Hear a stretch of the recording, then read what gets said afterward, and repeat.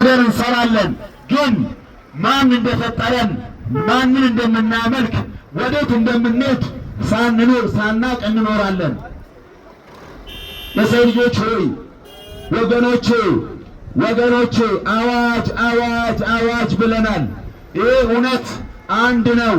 የሰው ልጆች ሆይ ወደ አንድ ፈጣሪ አምልኮ የሚያስተምረው እስልምና ጥሪ እናደርግላችኋለን። እስላም ለአረቦች ብቻ አልተላከም። ወማ አርሰልናከ ኢላ ረሕመተን ሊልዓለሚን ነው የሚለው። እኛ ለዓለማት እዝነት ትሆን ዘንድ ነው የላክን አንተ መሐመድ ነው ያላቸው። ነቢዩ መሐመድ ለዓለማት እዝነት ሆነው ነው የመጡት።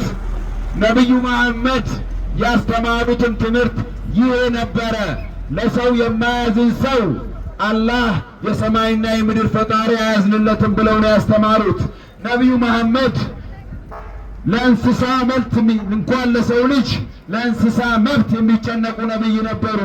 ነቢዩ መሐመድ ጎረቤቱን ያላከበረ በትንሣኤና በአላህ አላመነም ነው ያሉት። ነቢዩ መሐመድ ትምህርታቸው ይህ ነበረ። የሰው ልጆች ሆይ ሰዎች በሚያወሩት ፕሮፓጋንዳ አንታለል። እስላምን እናንብብ፣ እንወቅ፣ ጭንቅላታችንን እንጠቀመው። ዝም ብለን ለመብላትና ለመስራት ብቻ አይደለም መጠቀም ያለብን፣ ለምን እንደተፈጠርን ለማወቅም መጠቀም አለብን። የሰው ልጆች ሆይ ዝም ብላችሁ አትሸወዱ። እውነቱን መርምሩ፣ አጥኑ፣ ጠይቁ። እኔ ስፈጠር ምን ነበርኩ በልና ጠይቅ። ስፈጠር ምን ነበርኩ በልና ጠይቅ። የዛን ሰዓት መልሱን ታገኘዋለህ። ሁሉም ሰው ሲፈጠር ሙስሊም ነበረ። ፊጥረት አላህ ለቲ ፈጠረ ናስ አለይሃ ነው የሚለው። እኛ እስላም ማለት የሰው ልጆችን የፈጠርንበት እምነት ነው ያለው። ኢነ ዲነ ኢንደላሂ ልእስላም ነው የሚለው። በአላህ ዘንድ ተቀባይነት ያለው ዲን ኢስላም ነው የሚለው። የሰው ልጆች ሆይ ይህንን እስልምና እናጥና። ሌላው ይቅርና የእኛን እስልምና ተዉት፣ መጽሐፋችሁን አንብቡ። መጽሐፋችሁን እንኳን የምታነቡ ከሆነ ወደ እስልምና ነው የሚመራችሁ። ነቢዩ መሐመድ ማለት በዛ መጽሐፍ የተበሰሩ ነቢይ ናቸው። ኢሳ ገና ከኔ በኋላ የሚመጣ ነቢይ አለ ብሎ ብስራት ይዞላቸው የመጡ ነቢይ ናቸው። ነቢዩ መሐመድ ማለት እስሙሁ አሕመድ ብሎ አሕመድ የሚባል ነቢይ ይመጣል ከኔ በኋላ ብሎ የነቢዩ ብስራት ናቸው ነቢዩ መሐመድ ሰለላሁ ዐለይሂ ወሰለም። ኢሳም ቢሆን በምድር ላይ እያለ ያስተማረው እዕቡዱላህ ረቢ ወረብኩም የኔና የእናንተን አንድ ፈጣሪ አምልኩን ያለው።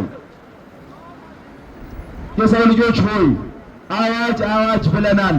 ይህንን ፈጣሪ ሳታውቁ እንዳትሞቱ። ይህንን ፈጣሪ ሳታውቁት ከሞታችሁ ለዘላለም ስቃይ ነው የምትዳረጉት። የዚህ ምድር ችግር፣ የዚህ ምድር አለመስተካከል በሞት ትገላገሉታላችሁ። ቢቸግራችሁም ብትጨነቁም ከሞታችሁ ሞታችሁ ነው። የትንሣኤ ቀን ግን ወይ ዘላለም ገሃነም ትገባለህ ወይ ዘላለም ጀነት ገነት ትገባለህ። ይህንን መንገድ እናጥና። ገነት ወይ ገሃነም የሚያስገባንን ጉዳይ ገንዘብ ከምናገኝበት ጉዳይ አስበልጠን እንመርምር፣ እናጥና፣ እናንብብ። ለዚህ ጉዳይ ትኩረት እንስጠው። ለምንድነው ፈጣሪ የፈጠረን? እኛ እዚህ ምድር ላይ ዝም ብለን እንደ እንስሳ በልተን ጠጥተን ከዛ ስሜታችንን አርክተን እንድንሞት ነው እንዴ? እኛ እኮ ከእንስሳዎች የምንለይበት ጭንቅላት የሚባል ነገር ተሰጥቶናል። የሰው ልጆች ሆይ ጭንቅላታችንን ለገንዘብ ብቻ እንጠቀመው፣ ፈጣሪያችንንም ለማወቅ እንጠቀመው። ይህ ፈጣሪ እኔንም እናንተንም ያስገኘ ፈጣሪ ከለመናችሁት ይሰማችኋል። አንተ የምድርና የሰማይ ፈጣሪ፣ አንተ እኔን የፈጠርከኝ ፈጣሪ ቀጥተኛውን መንገድ ትክክለኛውን መንገድ ምራኝ ብላችሁ ለምኑት።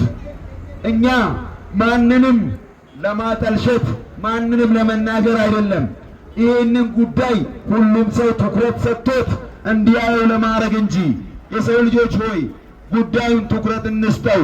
ፈጣሪያችን እንለምነው። አንተ የሰማይና የምድር ፈጣሪ፣ አንተ መልእክተኞችን የላክ ፈጣሪ ቀጥተኛውን መንገድ ምራኝ ብለህ ለምነው። ሌሊት ተነስተህ ለምነው። እሱ የለማኞችን የሚሰማ ነው። እሱ የጠሪዎችን ጥሪ ይሰማል። ይህንን ፈጣሪ ለምኑት፣ ቀጥተኛውን መንገድ ምራኝ በሉና ጉዳዩን ትኩረት ስጡት።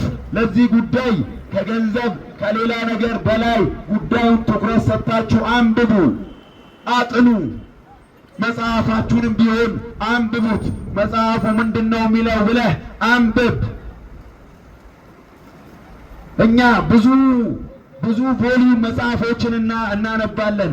አንድ ዲግሪ ለማግኘት ወይ ኢንጂነር ወይ ማናጀር ለመሆን ብዙ ቮሊዩም መጽሐፍ እናነባለን። ግን አንድ መጽሐፍ ከሰማይ የወረደውን ማንበብ ከብዶናል።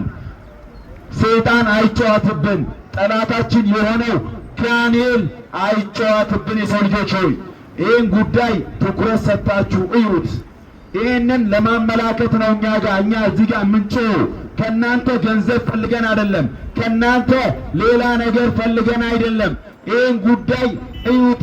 በኋላ ከመጸጸታችሁ በፊት በኋላ የዘላለም ጸጸት ነው።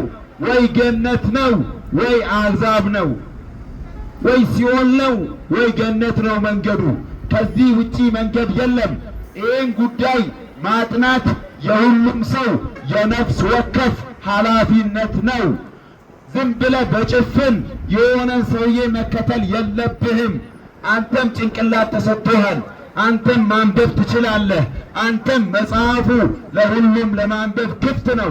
ያለንበት ዘመን የሳይንስና የቴክኖሎጂ ነው። ግባና ኢንተርኔት ላይ ጠይቅ። እስልምና ማለት ምንድነው?